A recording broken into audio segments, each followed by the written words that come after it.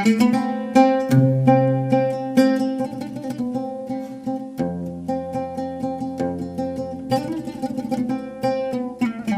sociedades occidentales pasamos también ahora mismo por una profunda crisis de valores, ¿no? De modelos de Estado, económico, de gobierno, la justicia también está en entredicho, ¿no? Y estamos en la era de la posverdad, están avanzando nuevas formas de totalitarismo, de regresión de derechos y libertades, ¿no? Y parece urgente, una tarea urgente, que dejemos atrás un poco estos planteamientos tan individualistas, propios occidentalistas y eurocéntricos, para centrar nuestra mirada, aunque sea por un momento, en estas fuerzas subalternas, normalmente invisibilizadas, que normalmente no son las que protagonizan precisamente los titulares y que resisten desde distintas posiciones el avance precisamente del modelo voraz del capitalismo de mercado que destruye ecosistemas, modelos sociales, y de esta manera también ampliar nuestros horizontes con el objetivo de buscar, pensar y pues, posiblemente también encontrar alternativas y soluciones, ¿no? Las experiencias que vengo hoy a relatar provienen de Colombia, son experiencias de lucha, de resistencia y de resiliencia desde las comunidades, en concreto desde las comunidades afrodescendientes de la zona de Buenaventura, agrupadas en el proceso de comunidades negras o PCN, y de las comunidades indígenas NASA del norte del Cauca, organizadas dentro de la Asociación de Cabildos Indígenas del Norte de Cauca, también conocido como ACIN. Mi contacto con estas comunidades fueron en 2017 por primera vez con la comunidad NASA, y a lo largo de varios años he hecho repetidas visitas y estancias en los territorios indígenas del norte del Cauca.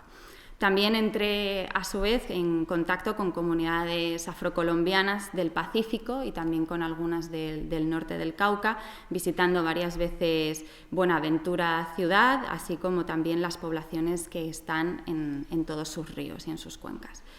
Estas visitas se llevaron a cabo pues, dentro del marco de un proyecto con el Instituto de Estudios Interculturales de la Universidad Javeriana de Cali, y también, por otra parte, como parte de mi propia actividad de investigadora académica, ¿no? La metodología de investigación fue fundamentalmente la observación participante y también entrevistas en profundidad con muchas de estas personas. Lo que se buscaba dentro de la universidad era hacer una cartografía de la violencia en todos estos territorios y, por lo tanto, pues, llevamos a cabo muchas entrevistas con víctimas de estas comunidades que habían sufrido pues, la violencia durante todos estos años, ¿no? Todo ello se lleva a cabo, toda esta investigación y las reflexiones aquí se llevan a cabo pues, con una visión decolonial o poscolonial y desde la ecología de saberes, ¿no? Que es algo que creo que es importante también mencionar. Ahora mismo, en estos días, se cumplen 5 años del acuerdo de paz con las FARC, que tuvo lugar precisamente pues eso, en noviembre de 2016.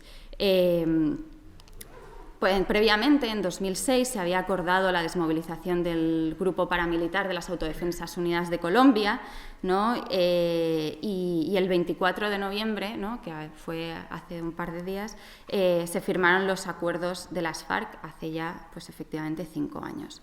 Pero aún así no podemos hablar todavía de paz en Colombia. Según los datos recientes de Indepaz, en estos 5 años han sido asesinados más de 1.270 líderes y lideresas y 299 firmantes de los acuerdos de paz. Esto claramente demuestra que el conflicto no ha cesado, y es que lo que ha ocurrido es que se ha transformado y donde antes estaban unos actores armados han ocupado el espacio otros. El ELN continúa activo junto con grupos paramilitares y narcotraficantes, bandas criminales, grupos armados organizados, disidencias también de las propias FARC y del EPL. El conflicto en Colombia, además, es un conflicto tremendamente asimétrico. No se vive para nada igual en las zonas urbanas y en las zonas rurales. Y las experiencias que precisamente voy a relatar son relativas a las zonas rurales, a las comunidades, en este caso indígenas y afrocolombianas. La tierra ha sido uno de los principales intereses en disputa dentro del conflicto armado, ¿no? Y por lo tanto esta asimetría, ¿no?, ha afectado sobre todo el conflicto a la población campesina, afrodescendiente e indígena. El interés de los grupos armados y de otro tipo de actores por apropiarse de los recursos naturales, del subsuelo o simplemente de consolidar rutas y corredores de acceso estratégicos han provocado que el conflicto se haya cebado especialmente en estas zonas. Para ello han utilizado los desplazamientos forzados de la población como una de las herramientas también para el despojo y la acumulación de tierras. Según el último informe de ACNUR sobre población migrante y refugiada, establece que Colombia sigue encabezando las listas de países con un mayor número de desplazados internos. Y según el Registro Único de Víctimas colombiano, la cifra de desplazados internos asciende a casi 8,3 millones desde 1983. Estos son solo unas cifras para poder establecer la dimensión del infierno, efectivamente, que viven muchas personas en Colombia. Esto, en términos de la población étnica, según el censo de 2005, son un 10% de la población indígena y un 15% de la población afrocolombiana fueron desplazados en algún momento. Teniendo en cuenta que representan un porcentaje mucho más escaso de la población del país, significa que existen unas elevadas cifras de expulsión y de afectación desproporcionada y agravada a los pueblos originarios en Colombia. Y a este escenario debemos sumar también la alta conflictividad social, y es que el acuerdo de paz no se ha traducido en una paz positiva o en una paz social, en avances sociales imprescindibles para que se reduzca la gran brecha de desigualdad que existe en Colombia y que además es muy fuerte en este país, ¿no? Según un informe de la Organización para la Cooperación y el Desarrollo Económico, establecían que se necesitarían 11 generaciones para que un colombiano pobre se acerque a un ingreso medio, ¿no? Y lo cual es una absoluta barbaridad. Muestra de ello son las protestas sociales que se han venido viviendo desde el 28 de abril en Colombia. Ha habido un fuerte estallido de protesta.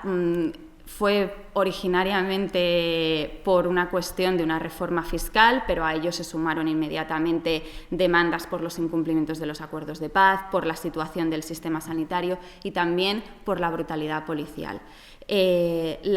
La policía reprimió brutalmente las protestas y esto puso otra vez sobre la mesa, pues efectivamente, una de las características de Colombia, y es que la policía está controlada por el Ministerio de Defensa y que se actuó de una manera muy agresiva y muy desmedida.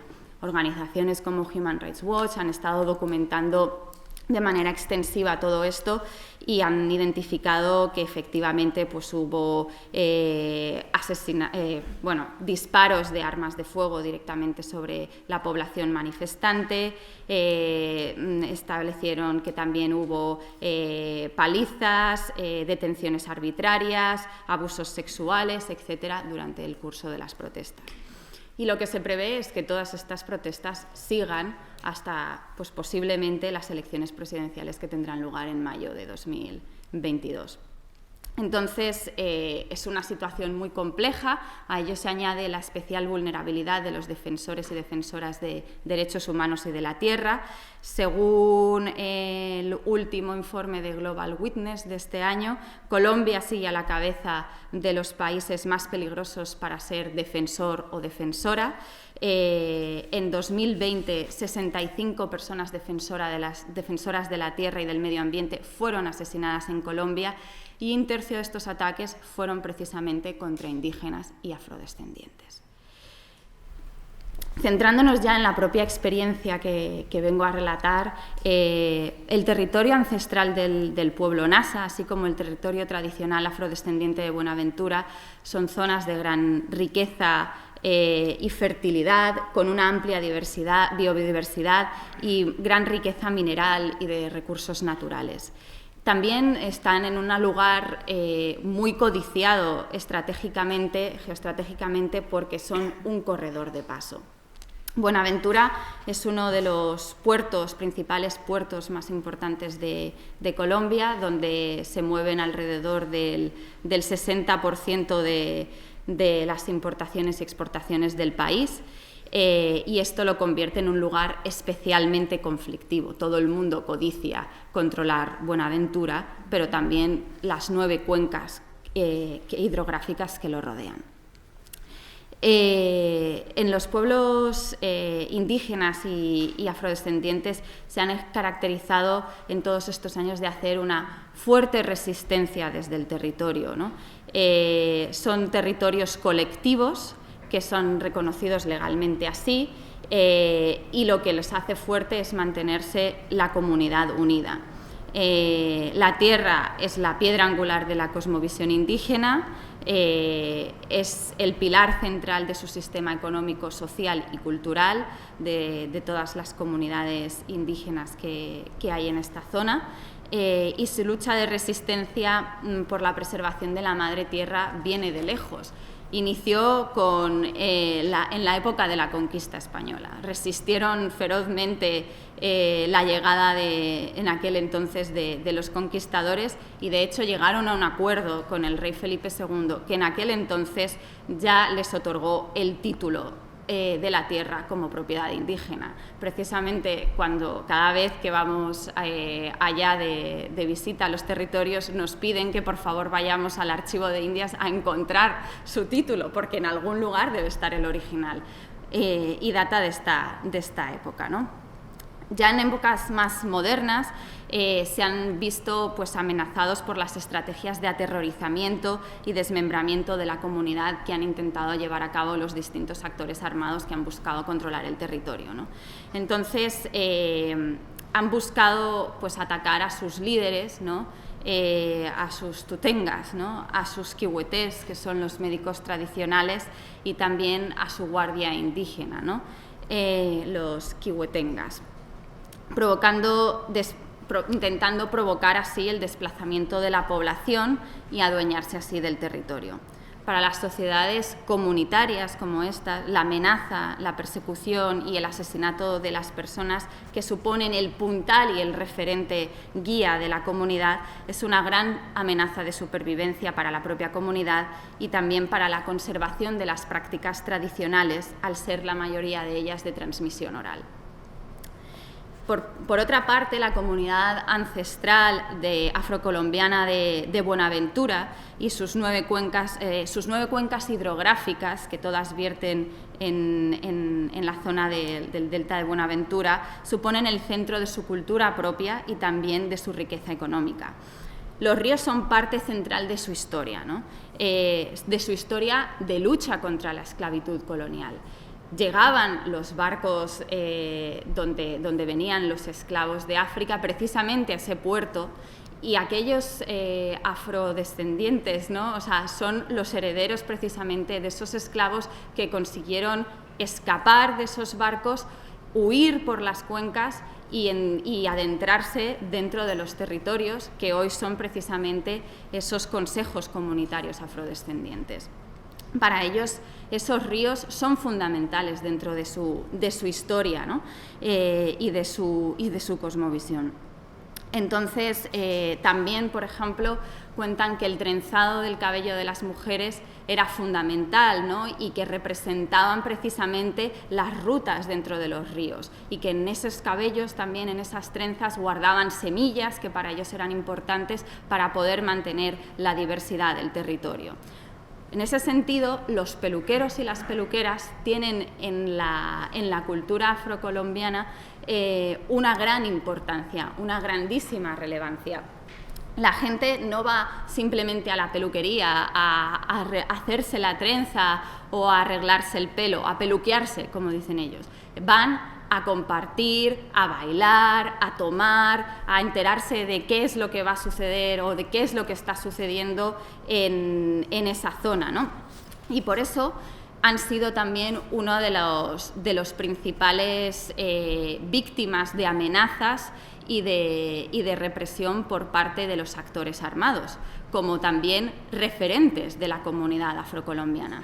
Controlar a los peluqueros y las peluqueras posibilitaba el manejo de información estratégica en las comunidades y los territorios, y en un puerto como Buenaventura los tenían totalmente aterrorizados. También el caso de los pescadores, ¿no?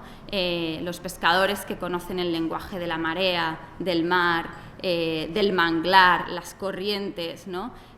Muchas veces pues estaban de noche haciendo sus actividades de pesca y se convertían en testigos involuntarios de los movimientos nocturnos de los actores armados. Mucha gente dejó de pescar por miedo a lo que estaba sucediendo, porque en los ríos, en el puerto, estaban apareciendo bolsas con cuerpos, los ríos estaban teñidos de sangre. Entonces esto provocó que durante mucho tiempo las comunidades diesen la vuelta, se girasen de espaldas al río y dejasen de vivir hacia el río como tradicionalmente hacían. Entonces, frente a estos intentos de tratar de atemorizar y de desmembrar a las comunidades como una forma de desplazarlas y de controlar, de despojarles y de controlar su territorio, las comunidades tienen muy claro que deben proteger el territorio, que deben mantenerse en él y que deben mantenerse unidos. Entonces, lo han hecho de una manera que podemos articular en tres principales elementos, a través del conocimiento, del control y de la defensa del territorio. El conocimiento del territorio implica pues, que las comunidades ponen un especial, ambas comunidades, tanto la afrodescendiente como la indígena ponen un especial énfasis en la transmisión de la cultura propia a las nuevas generaciones, ¿no? Fuertemente ligada al territorio, a la naturaleza, a la madre tierra, ¿no? Y que es precisamente lo que los actores armados buscan atacar, ¿no? Someter a través del terror. Entonces, tienen proyectos de educación propios y son muy críticos además con el sistema educativo colombiano, que siente que los expulsa y que muchas veces los infravalora o los minusvalora, ¿no? Entonces han llevado a cabo pues, proyectos educativos armónicos, por ejemplo el que llevó a cabo el Consejo Regional Indígena del Cauca, del CRIC, donde lo que buscan es que el sistema, que la educación que reciban los alumnos sea coherente con la tradición sociocultural y que permita recuperar la identidad nasa, afianzar prácticas tradicionales de trabajo, la religiosidad, la economía de subsistencia, la diversidad, la reciprocidad de las acciones y el respeto hacia el territorio, ¿no? Entonces, son especialmente críticos precisamente con un sistema educativo que les deja de lado y que no tiene en cuenta precisamente estas características propias étnicas y no las tiene en cuenta en ninguno de los currículos que les ofrece. Tampoco, por ejemplo, cuando les ofrecen la construcción de escuelas, tienen en cuenta las propias necesidades que puedan tener. Construyen bajo el modelo de Bogotá, lo trasladan a, pues no sé, una población en la orilla de un río, por ejemplo, y muchos se quejaban, tenemos unas escuelas ahora, pero que no nos cumplen con nuestras necesidades porque no se han construido consultándonos, pensando en nosotros, y además nos han dejado solo la infraestructura, no nos han aportado tampoco el material, ¿no? Son realmente olvidados en muchos casos. Bueno, en segundo lugar, la falta de protección por parte del Estado, ¿no? Ha provocado que estas comunidades se autoorganicen, no solo en el ámbito educativo, sino para mantener también el control de sus territorios, ¿no? Entonces, basan este control a través del control de acceso y también de los perímetros de los territorios tradicionales y ancestrales, ¿no? En el caso de las comunidades bonaerenses, la principal vía de acceso a muchas de las comunidades son los ríos, solo se puede acceder por ahí. Entonces, las distintas comunidades que conviven en el cauce de un río tienen un sistema de avisos, ¿no? Cuando, según va subiendo río arriba, hay un sistema en el que cuando ven una lancha que va gente que no es conocida de la comunidad, dan un aviso a la población siguiente para que puedan poner también en aviso a la siguiente y la siguiente y la siguiente, y de esta manera pues poder ser conscientes por lo menos de que hay gente que está entrando en el territorio y poder actuar y organizarse al respecto. Esto en muchos casos les ha salvado la vida a muchos líderes, ¿no? Nosotros teníamos testimonios, por ejemplo, de líderes que habían sido concedidos medidas de la Comisión Interamericana de Derechos Humanos de protección, pero que el Estado colombiano, dentro de esas medidas, lo único que les había dado era un celular satélite, porque allí no hay cobertura, y gasolina para la lancha, para poder huir. Y ya está, no tenían más. Entonces, cuando recibieron la llamada de que subían, en este caso eran paramilitares, a buscar a este líder, pues esta persona cogió la lancha y gracias a su conocimiento fue cruzando de un cauce a otro cauce por pequeños riachuelos, o sea, viendo a ver cómo conseguía huir y adentrándose lo más posible dentro de los territorios. Tienen muy claro que no deben huir, que su forma de poder además salvarse es adentrarse aún más en el territorio ancestral afro, ¿no? Por otra parte, ¿no?, en el caso de los indígenas Nasa, el control se encuentra organizado bajo los Kihuetengas, la Guardia Indígena, que es un cuerpo voluntario de mujeres y de hombres, donde no hay límite de edad. Hemos visto niños que ya empiezan a estar con ellos, a marchar con ellos, a hacer las rondas con ellos. Pero no es una estructura policial, ellos mismos la definen y dicen, no es una estructura policial sino un mecanismo humanitario y de resistencia civil. Y es que muchas veces cuando ocurre cualquier situación, ellos van allí efectivamente como un mecanismo humanitario, ¿no? Atienden a los heridos cuando, por ejemplo, hay una minga o hay una toma, ¿no? También, por ejemplo, cuando intentan atacar a un líder o hacer un secuestro, algún tipo de actor armado, ellos van y su forma y su estrategia siempre es no violenta y lo que buscan es ser más y tratar de, a través del número, pues de limitar o mitigar la acción de los actores armados, ¿no? También otra de las cuestiones muy importantes, por ejemplo, es la utilización de las radios comunitarias, que siempre recomiendan sintonizar para que una vez estás en territorio indígena, donde no hay, por ejemplo, cobertura, pues de esta manera, además de poner música, etcétera, se dan avisos de posibles incursiones dentro del territorio para de esta manera poderse organizar para repelerlas, ¿no?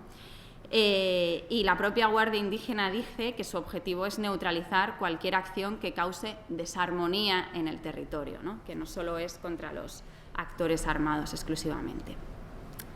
Bueno, la última actividad de defensa del territorio es la defensa del territorio, ¿no? O sea, como última estrategia. Y estas incluyen, pues, en el caso de los indígenas Nasa, pues las mingas que mencionaba, las tomas para hacer frente a la entrada de pues, multinacionales o terratenientes y proyectos extractivistas en la zona, macroproyectos.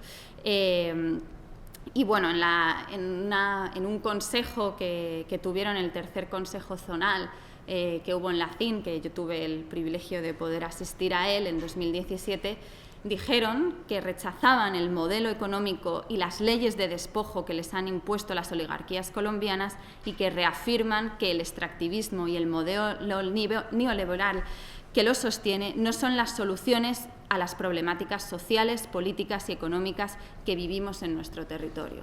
Entonces ellos tienen bien claro que ese no es el modelo que quieren, que es un modelo que para ellos es muy dañino y también, por ejemplo, articulan esa defensa también a través de la defensa jurídica, desde y por los territorios, exigiendo que se contemplen de manera correcta los territorios tradicionales y ancestrales, porque muchas veces hay peleas legales por hasta dónde se delimita un territorio, ¿no? Porque muchas veces el Estado trata de ganar, hay muchas peleas legales en ese aspecto. También a través de la exigencia del cumplimiento de las obligaciones internacionales en relación con la consulta previa e informada con plenas garantías para las comunidades, ¿no? Es decir, cada vez que llega un proyecto internacional, que buscan una concesión internacional de minería, por ejemplo, o de extracción de cualquier tipo de material, se tiene que hacer una consulta informada a la comunidad, ¿no? También hay mucha lucha legal en este sentido y también para informar a las comunidades para que no se dejen engañar por falsas promesas de progreso por parte de estas empresas que prometen infraestructuras, colegios, un lugar de encuentro nuevo, la construcción, el arreglo de la carretera, por ejemplo, y que una vez se hacen las concesiones, luego ya además de no llegar, luego ven que es extremadamente dañino para los territorios, ¿no? Llega la concesión minera, se cargan absolutamente el río, empieza a haber mercurio, los peces se mueren y dejan de poder vivir allí, por mucho que les hayan construido la escuelita. Entonces, esta también es parte de su lucha jurídica, que es importante, ¿no? Por ejemplo, en relación con los ríos, hay una gran lucha ahora por muchos pueblos por la protección de los ríos, que se consiguió por primera vez con la protección del río Trato en 2016 por la Corte Constitucional colombiana, que consideró que era sujeto de derechos y de especial protección constitucional. Y esa concesión de derechos también significaba proteger a las comunidades que en el río habitaban, que además eran principalmente afrodescendientes.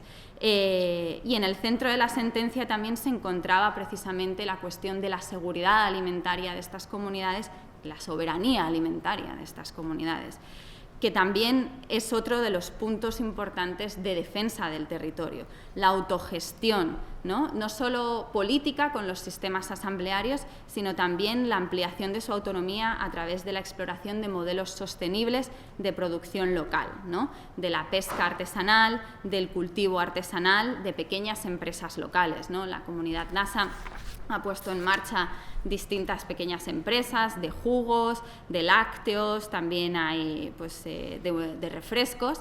Lo que pasa es que únicamente se distribuyen localmente, ¿no? Y todo ello forma parte de un proyecto económico para conseguir la soberanía alimentaria y territorial, en este caso del pueblo nasa, ¿no? Que es verdad que están un poco más desarrollados en esta cuestión. Y su lucha por la pervivencia cultural y alimentaria, porque entienden que sin ello las comunidades no pueden permanecer, ¿no? Entonces buscan a través del emprendimiento, de modelos de desarrollos que permitan plantear opciones productivas con respeto a la tierra y sobre todo confrontándolas con el sistema nacional que no tiene en cuenta la agricultura ni el campo como prioridad, ¿no? Pensé que Colombia es un país muy rico y que es fundamentalmente rural, ¿no? Entonces, el sistema de soberanía alimentaria de los nasa se basa en el fortalecimiento del tul, que es el huerto ancestral, que se debe sembrar según unos determinados parámetros, ¿no? Atendiendo a las fases del sol y de la luna, con una siembra diversificada, no intensiva, con el establecimiento de centros de acopio y de bancos de semillas propias, ¿no? Que están intentando recuperar, además de incentivando proyectos a cabo pues, también por mujeres y jóvenes, porque también es otro de los puntos de lucha, que es el empoderamiento de las mujeres indígenas, ¿no?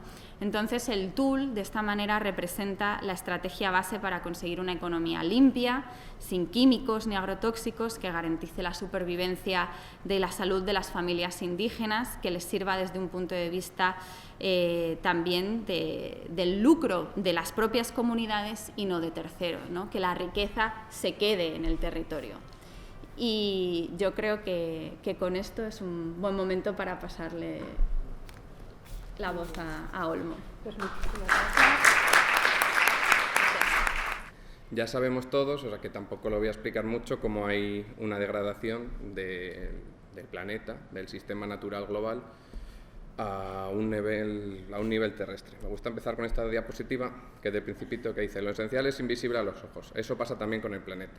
El planeta es como un conjunto de ecosistemas que interactúan unos con otros. Entonces son fundamentales los procesos que hay entre unos y otros, aunque nosotros no les veamos, como por ejemplo la fotosíntesis o como por ejemplo la polinización. Son procesos que no estamos viendo y que hacen que todo esté interconectado. Entonces, lo único que quiero decir con esto y explicar es cómo hay una realidad planetaria que afecta a todo de forma global y cómo se va degradando. Vale, ya lo sabemos. ¿Por qué se empieza a degradar esto? Porque hay actuaciones a pequeña escala. Una construcción de una fábrica en un sitio, una contaminación de un río, al final una tala de un bosque para unas construcciones, etcétera, etcétera. Son todo pequeñas acciones a nivel local que a nivel general da una degradación del nivel, o sea, del medio ambiente global. Vale, entonces voy a explicar un poquito el concepto de cambio global.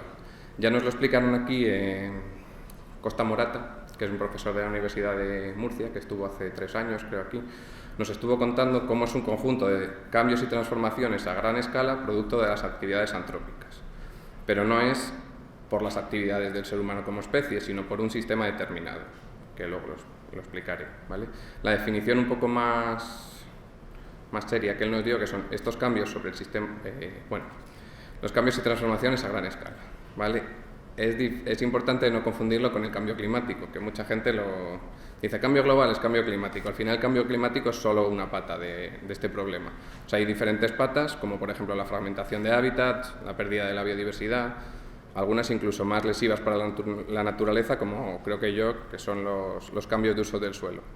En la diapositiva esta se ve, aquí, esta es la frontera entre Bolivia y Brasil, ¿vale? Entonces, cómo se conserva fenomenal la selva en la parte boliviana con usos tradicionales y luego en toda la zona norte es la zona brasileña, está totalmente deforestado. Esto es uno de los problemas importantes del cambio global, que no es el cambio climático, pero son bastante importantes. Y por supuesto el cambio climático es una de las patas y una de las causas de este cambio global. ¿Vale? Es para explicar en el sistema que estamos. En un cambio que es un cambio que no es producido por el medio ambiente o por cómo debería de funcionar la naturaleza, sino es producido por el ser humano. El cambio global, también nos lo han contado aquí Carlos Montes, que fue un catedrático de la Universidad Autónoma, que también nos lo contó otro año. El cambio global es este cambio hacia otro periodo geológico, hacia el Antropoceno, ¿vale? Es un nuevo periodo en el que el metabolismo de la economía mundial es la que controla los procesos fundamentales de la dinámica global planetaria. No es un cambio geológico, al final los cambios geológicos, cuando tú cambias de era geológica es porque te cambia el agente erosivo. Hay algunas que hay glaciaciones, hay otras que se caracterizan por la sedimentación, etcétera, etcétera. Pues en esta, el ser humano es el motor de cambio geológico, es decir, el ser humano controla más todos los procesos planetarios, ya sean ambientales como geológicos, que lo que hace la propia Tierra. Es decir, que no son los volcanes, no son los meteoritos, las grandes glaciaciones el elemento de cambio, sino que es el ser humano. Y lo que he dicho, no el ser humano por especie, sino por un sistema determinado. Lo que llama Ramón Fernández Durán, que yo creo que tú le conoces, que es el que más habla de este tema, se llama por el paso al sistema urbano agrario industrial, ¿vale? Que es como denomina el nuevo sistema. ¿Vale? Que al final, en este sistema, la economía es la principal fuerza geomorfológica, ¿vale? Un ejemplo para que se entienda fácil, el tonelaje de todos los elementos comerciados en el mundo, tanto en barcos como en aviones, ha sido mayor que todos los aluviones que han movido los ríos de por sí solos. O sea, todo el sistema hidráulico ha movido menos peso y menos tonelaje que lo que hemos hecho con el comercio. Además que estos últimos años, con todo lo de Amazon y tal, pues el tonelaje es muchísimo mayor. Entonces, esto es una pequeña introducción de que hay un sistema global, todo funciona conectado y vamos a ver si hay soluciones para, un poco, no quiero ser negativista, a ver si hay soluciones para este problema. Vale, entonces por eso voy a explicar dos ejemplos de experiencias de conservación de la naturaleza a nivel local, porque yo creo que las estrategias a nivel global están fracasando. Ahora mismo se ha visto en la COP, en la Cumbre por el Clima, que ha sido un fracaso sobre todo por las subvenciones a los combustibles fósiles, que no se han puesto de acuerdo y al final era una solución a escala planetaria que no ha salido bien. Había otras estrategias, como la Constitución de la Tierra, que es un poco similar a la Declaración Universal de los Derechos Humanos, que hemos hablado tanto aquí, pero en lo relacionado a la salud de la Tierra. Pero al final tampoco se ha puesto de acuerdo. Si no se respetan los derechos humanos, imaginaos los ambientales, que son todavía de tercer nivel. Vale, entonces, ante esta situación un poco pesimista, voy a contar estas dos estrategias que son un poco ilusionantes y yo creo que son las más efectivas y las que más he visto que se puede conservar la naturaleza. Y luego, cómo a partir de estas conservaciones locales se conserva un poco más la naturaleza a nivel regional, por lo tanto es importante para la realidad planetaria. Es importante en este tema decir que la conservación a la naturaleza en las dos experiencias van a ser una experiencia en Brasil, que estuve allí haciendo con procesos de cartografía comunitaria en 2016, y uno en Bolivia en el 18. ¿Vale? Como allí la conservación de la naturaleza no es como a veces consideramos aquí como algo externo, sino como es un cuidado hacia nosotros, hacia nuestra tierra, hacia nuestro territorio, porque de él dependemos.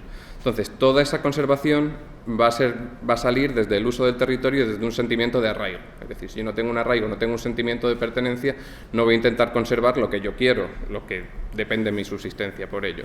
Bueno, entonces se habla de que son ejemplos de custodia del territorio, ¿vale? De que las propias comunidades van a ser las que conserven el propio territorio. Esa va a ser la idea clave, que las dos son comunidades de selva. La selva es conservada por las propias comunidades y no por algo impuesto desde fuera, ¿vale? Como aquí funciona la conservación. Esto, o sea, al final las experiencias son un poco a través de la interpretación de esta cartografía comunitaria, que son estos mapas que veis. Bueno, se ve un poco pequeñito, pero yo lo veo aquí. Los mapas comunitarios al final son autocartografía, son mapas de la tierra de las mismas comunidades que hacían allí. Son importantes porque en estos explican lo que decía Irene de su cosmografía, su cosmovisión, es decir, lo que ellos piensan de la selva. Entonces, a través de esa idea que tienen ellos de selva, de territorio, se ve cómo la protección va a emanar. Son procesos bastante complejos que no son solo de elaboración de un mapa, sino que son procesos acompañándoles, hablando con ellos, etcétera, etcétera. Entonces, mucha información queda plasmada en los mapas, pero mucha información te va surgiendo de la experiencia. ¿Vale?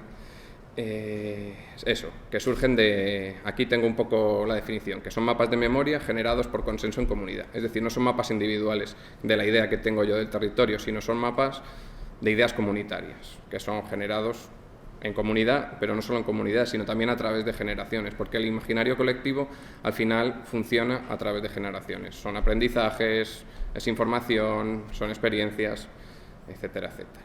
¿Vale? Entonces es información que sale puramente del contacto con el territorio a través de estas generaciones. Vale, estos mapas, esto es una comunidad indígena en Brasil, los mapas surgen del contacto directo y real con el territorio, ¿vale? Pero surgen a través de procesos participativos.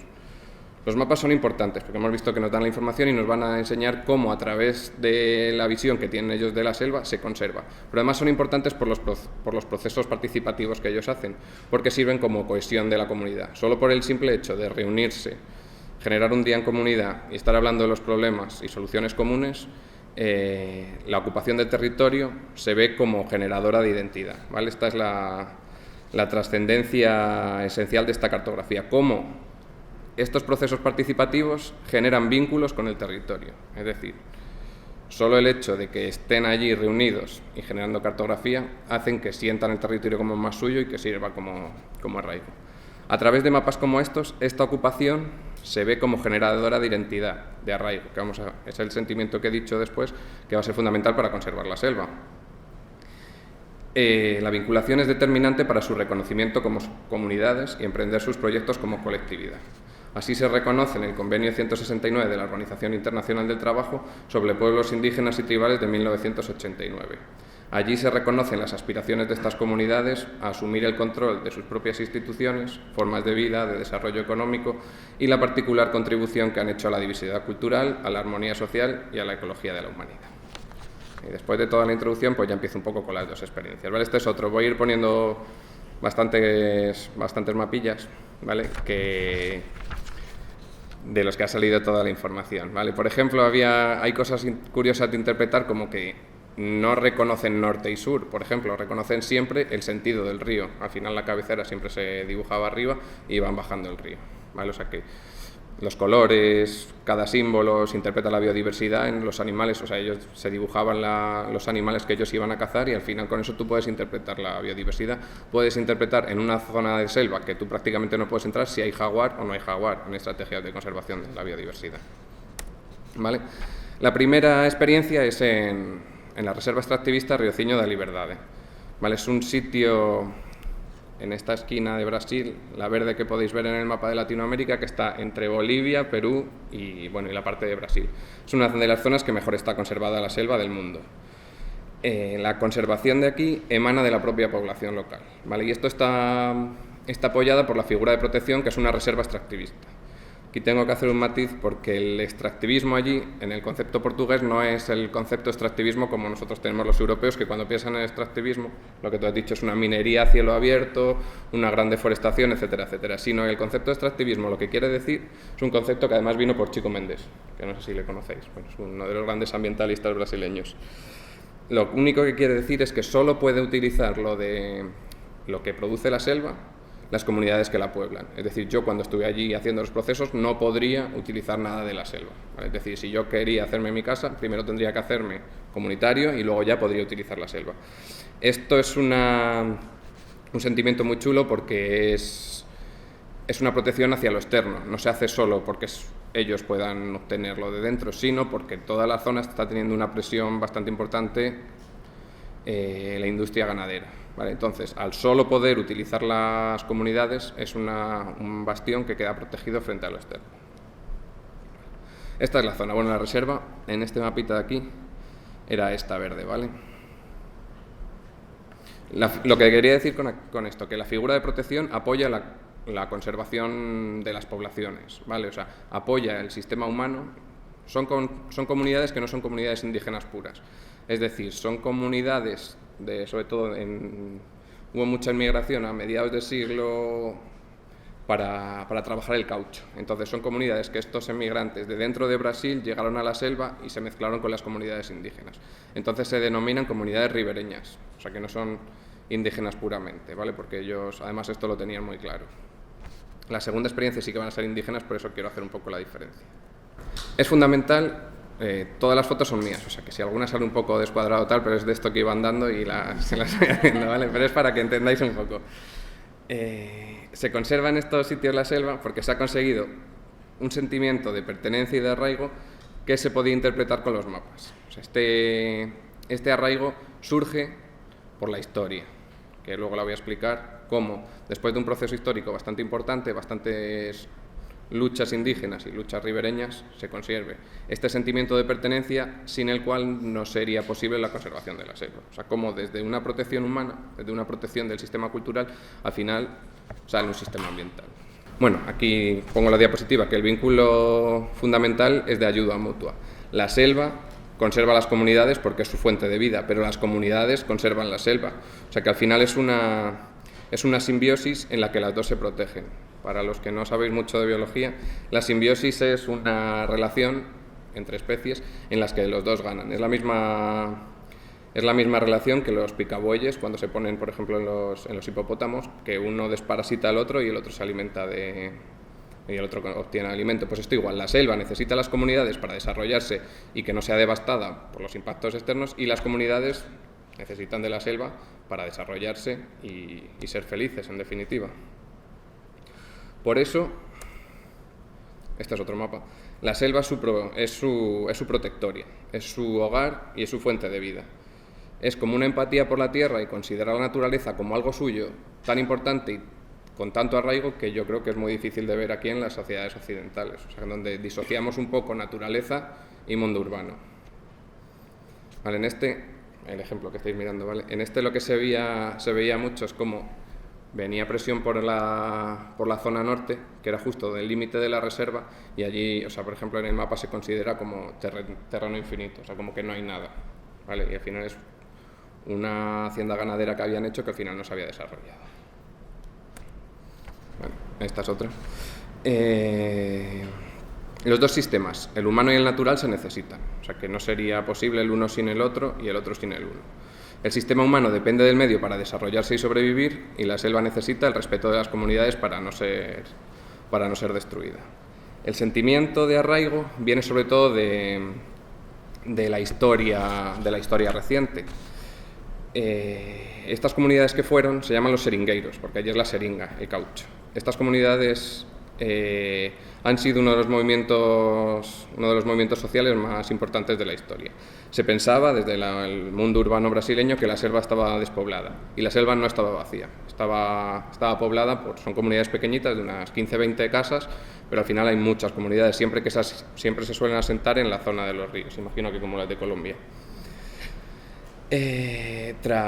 Entonces, al final el capital lo tenían todas las empresas brasileñas que querían deforestar esta zona, pues un poco para construir, se suelen construir represas o al final haciendas ganaderas. Pues tras las luchas ambientales, al final uno de los éxitos más grandes es que se declaró la primera reserva extractivista promovida por Chico Mendes, y llegó a tal punto de que luego en 1988 tuvo el asesinato de Chico Mendes, que no tengo aquí la diapositiva, vosotros sí que sabéis cuál es.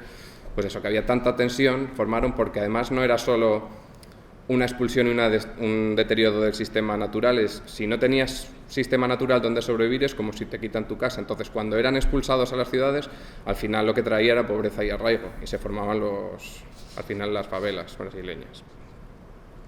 Y esta es un poco la primera experiencia. Lo importante del concepto de esta experiencia es cómo la conservación surge de la propia comunidad, ¿vale? Fomentado por la figura de protección de la reserva, ¿vale? O sea, la figura de protección protege las comunidades para que éstas conserven la selva. Bueno, y esto un poco para terminar la primera experiencia. ¿Cómo voy de tiempo, más o menos? Bien, ¿no? Porque ahora me queda otra. Vale. Sí, te quedan todavía 15 minutos. Vale, fenomenal. Pues que es un sistema ecológico vivo y dinámico.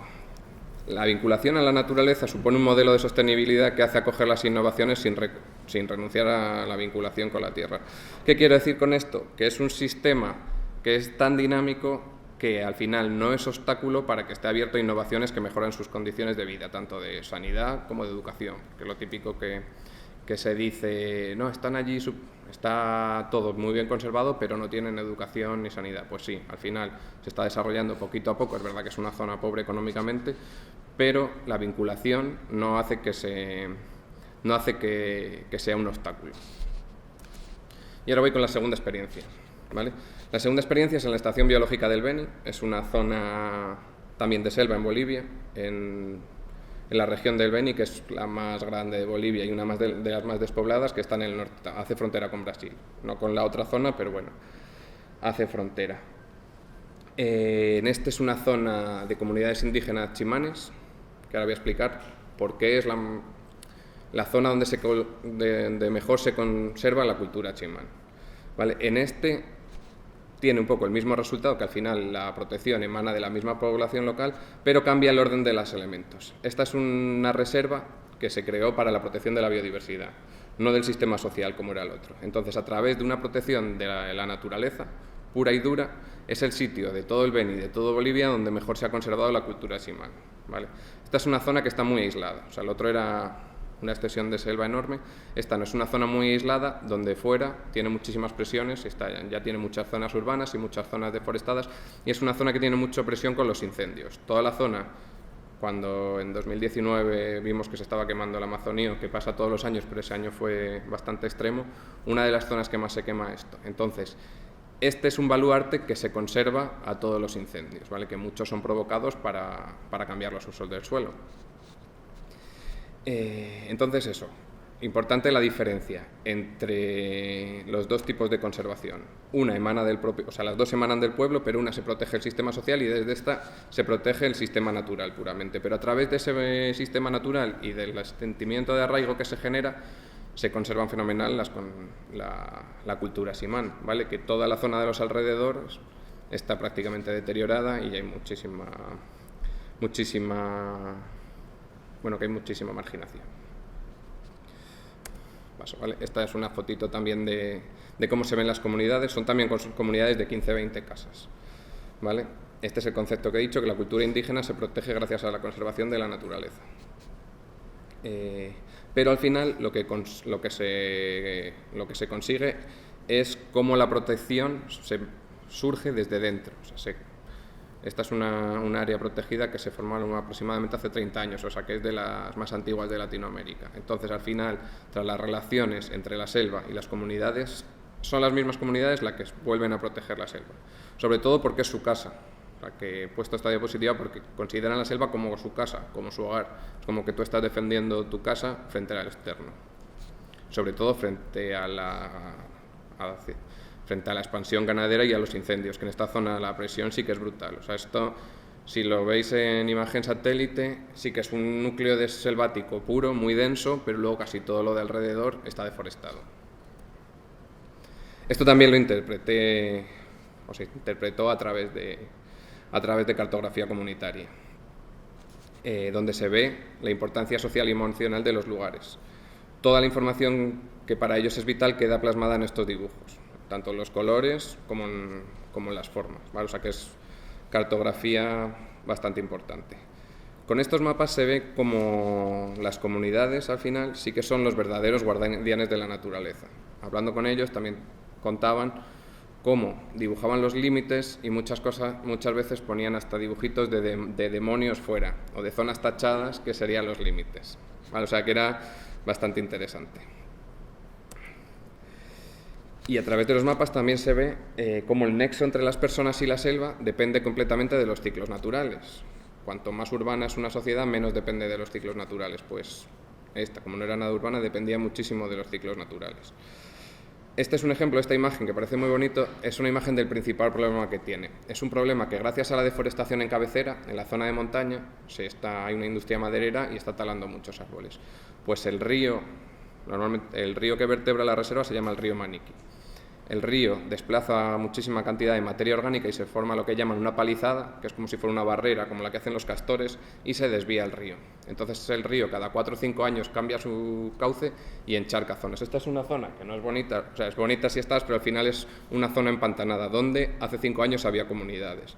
Entonces, se ve como la destrucción de la naturaleza al final obliga a migrar a estas personas. Como he dicho, es verdad que son migrantes cercanos, como se está aquí mucho porque migran a 3-4 kilómetros, pero al final son comunidades que viven en casas de madera y cuando se deriva el río Maniqui, que al final es cada 4 o 5 años, les obliga a moverse.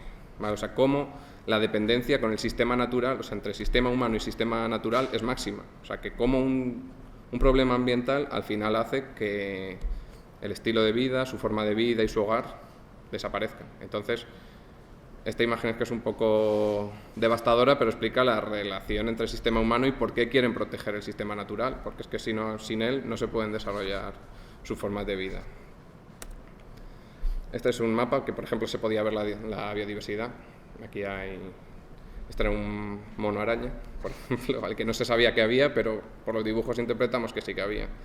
Es un ecosistema bastante difícil de comprender, incluso a través de la cartografía, porque es bastante complejo. Son 3 subsistemas de selva. Es un sistema de bosque ecuatorial puro, pero a su vez hay zonas de bosque encharcado con sus lagunas asociadas, incluso de sabana. Entonces, al final, interactúan entre los 3 y sale una biodiversidad bastante potente. Es una de los parques, o sea, de las zonas protegidas más biodiversas del mundo. Creo que estuve viendo y era la 6ª o la 7ª, ahora porque iba por la mezcla de subsistemas. Entonces es un puzzle entre esto.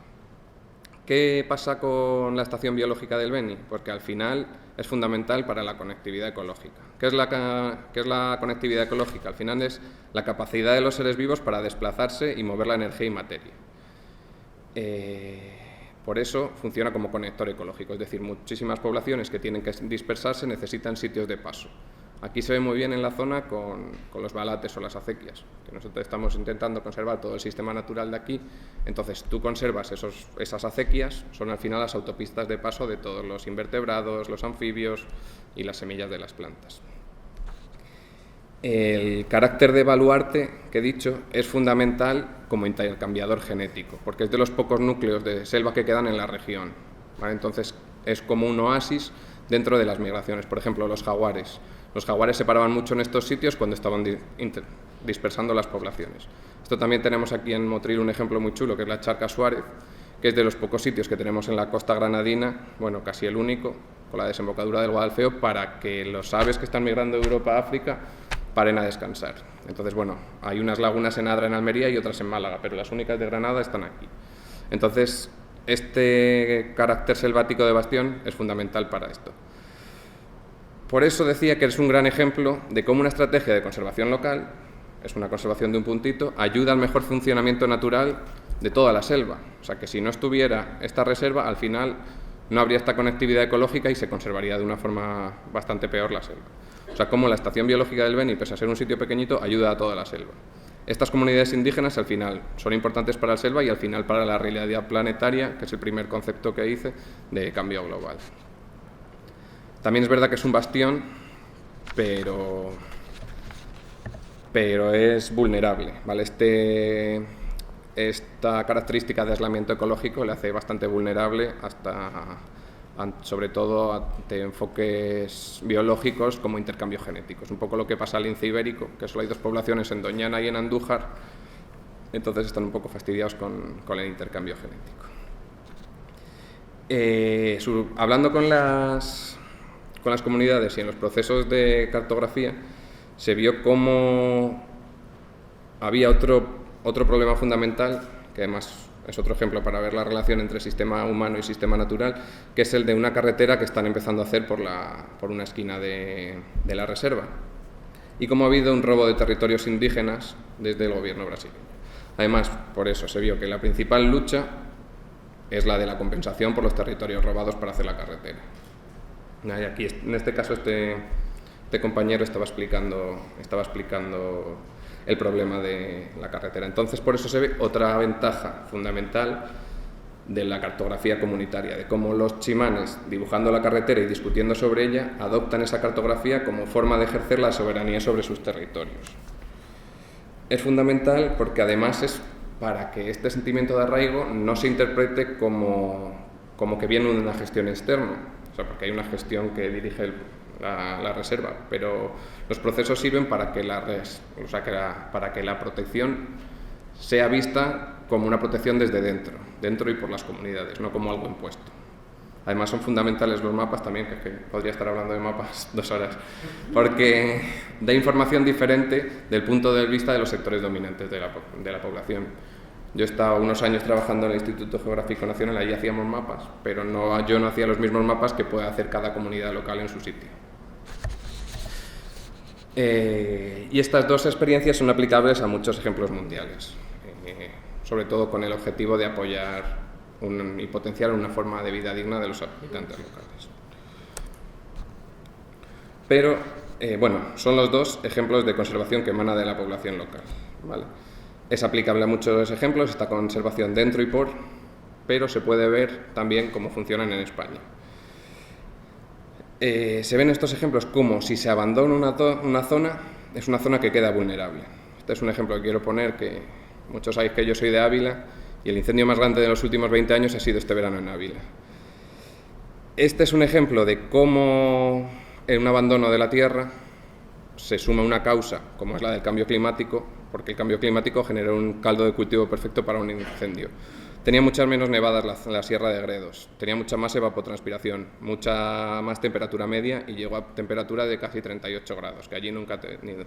Esa causa, junto con el despoblamiento rural, y ya hemos visto que solo se lucha por lo que se quiere y ese sentimiento de arraigo es el que genera la lucha, como ha quedado vulnerable, al final fue mucho más, tuvo muchísima más potencia el incendio en la zona de Ávila, y además fue mucho más importante porque al final el abandono era el abandono de una zona ganadera.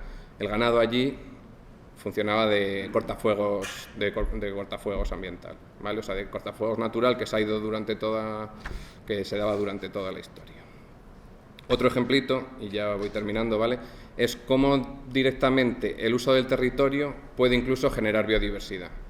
Aquí en España tenemos una de las zonas más biodiversas de Europa, que es la dehesa, que no lo sabemos, pero es como el uso humano, el uso tradicional, cómo ha fomentado la biodiversidad. Es decir, la dehesa es un sistema, también castellano, bueno, y extremeño y en otras zonas, donde solo se conservan las encinas más potentes, bueno, pueden ser encinas, alcornoque, que es otro tipo de árbol, se generan las encinas más potentes y el ganado ramonea, se llama ramonea, que es que se comen los brotes verdes de las nuevas encinas. Entonces deja solo las más sanas y no hay competencia con otras, por lo que da muchísima más biodiversidad de plantas herbáceas, de aromáticas, etcétera, etcétera. ¿Qué traen las aromáticas? Muchísimos insectos. ¿Qué traen los insectos? Al final un montón de aves que se alimentan de esos insectos. Entonces la dehesa es una de las zonas más biodiversas, aunque parezca que no, por ejemplo, comparada con un gran pinar noruego, que tú dices, qué pasada, un pinar increíble. Sí, pero no es tan biodiverso como zonas que tenemos aquí, como culturales, que solo el uso y el arraigo ha generado biodiversidad. Y bueno, esto es la conclusión. Ahí estoy yo haciendo mapas con los guardaparques de allí. Como la protección siempre debería emanar de la población local para que realmente sea efectivo. O sea, si la protección al final viene impuesta desde otros sitios de la sociedad, desde organismos externos, al final no es tan efectiva como si emana desde las propias comunidades o como si emana aquí en España de la misma población local. Con esto concluimos que estas dos experiencias a más pequeña escala son las más sostenibles, las que más aportan para conservar el medio natural y, por tanto, las que más ayudan a frenar el cambio global que hemos visto, tan destructivo tanto para la naturaleza como para las personas. Y hemos visto ese nexo de que unos dependemos de otros y somos ecodependientes. Y muchas gracias. Bueno, yo creo que hemos tenido dos presentaciones excelentes, donde además desde puntos y enfoques diversos son tremendamente complementarias, ¿no? Y voy a comentar muy rápidamente algunas de las cosas que a mí me han sugerido, algunos de los diálogos que había entre ambas, que me parece que las hacen tremendamente valiosas, ¿no? En primer lugar, ambos han hablado de una u otra forma de expulsiones, es decir, de cómo el modelo, yo voy a decir, ellos no lo mencionaron, pero yo voy a decir capitalista, heteropatriarcal, es ecocida y además expulsa a las poblaciones de sus territorios, a veces muy lejos, y lo vemos en nuestras fronteras, en las fronteras que rodean la Europa rica, y otras veces muchísimo más cerca, apenas a lo mejor 4 o 5 kilómetros, como señalabas tú, cuando esas presas recanalizan el río y obligan a migrar, ¿no? Es un proceso que expulsa, además de explotar, expulsa personas, ¿no? En segundo lugar, que la propia defensa está en una mayor conexión con el territorio, ¿no? Me gustó mucho lo que decías de cuando tienen que huir y cuando se van avisando unos a otros, tienen muy claro que la defensa no es salir del territorio, sino adentrarte lo más que puedas. Yo creo que es una buenísima metáfora para explicar dónde estamos ahora, ¿no? Y que tenemos que adentrarnos muchísimo más en los territorios, conectarnos muchísimo más de la tierra, precisamente para poder defendernos, ¿no? Luego, otro tema que me ha parecido que está en ambas exposiciones muy bien recogido es todo lo que tiene que ver con el conocimiento. Entender que el conocimiento y los saberes no son una cosa una grande y libre, no es solamente hay uno, sino que hay saberes, ninguno de ellos es completamente es completo, y que por eso más bien hablamos de una ecología de saberes y de un diálogo de saberes. Eso me parece que es absolutamente fundamental, ¿no? Tú lo recogías a la hora de pensar en los sistemas educativos alternativos y en el conocimiento que hay. Eso, por ejemplo, se ve también muy bien en el pueblo kurdo, ¿no? Y tú lo recogías en la elaboración de la cartografía y los mapas, ¿no? Igual que en las dos presentaciones ha estado muy presente lo que los antropólogos Narciso Barrera Bassols y Víctor Toledo denominan memoria biocultural, es decir, hay una especie de correlación que muestra la evidencia que hay entre la conservación de la biodiversidad y también la conservación de la diversidad cultural. Los lugares donde más lenguas habladas hay en el mundo se conservan, son también los lugares donde hay mayor biodiversidad natural, ¿no? Porque existe esa correlación y apoyo mutuo. Me encantó cuando planteabas, porque no lo he oído tantas veces y me gusta mucho cómo lo has formulado, ¿no? No solamente que el ser humano, que las comunidades necesitan la selva, sino que también la protección de la propia selva es esa comunidad que la cuida, ¿no? Y ambos hablasteis también y pusisteis de manifiesto cómo todas estas comunidades y también los territorios están ahora mismo, son lugares en disputa, están ahora mismo en riesgo y necesitan autodefensa y protección, autoprotección, ¿no? Es decir, hablabas de los demonios que dibujaban fuera, tú hablabas de estas personas que vienen por los ríos, ¿no? Y hay que llamar la atención sobre esa protección no solamente contra la voracidad de grandes empresas transnacionales e intereses privados, sino que a veces te tienes que proteger de tus propios gobiernos. Es decir, que en este momento, y no lo tenemos tan lejos, ¿no? El problema es cuando las comunidades se tienen que proteger de quienes les gobiernan, ¿no? Y por último, el sentido comunitario, que me parece que está en ambos lugares muy bien reflejado, ¿eh? La estrategia es ser una piña, la estrategia es ser comunidad, la estrategia es superar un individualismo, un falso individualismo y esta concepción, digamos, una concepción del progreso con mayúsculas, concebido como la posibilidad de vivir emancipado de la tierra, emancipado de tu propio cuerpo y emancipado de las demás personas, que es la mayor, con perdón, cagada que ha podido cometer, digamos, el marco de la cultura occidental, ¿no? Y por tanto, y situando esas ideas de cuidado, de comunidad, de interconexión, de arraigo, de pertenencia a la tierra y también a la comunidad, bueno, pues son algunos de los temas que más me han saltado de escucharos, que ha sido un verdadero gustazo, y abrimos para poder compartir con todas las personas que están aquí lo que queráis y que os formulen todas las preguntas que quieran haceros o reflexiones.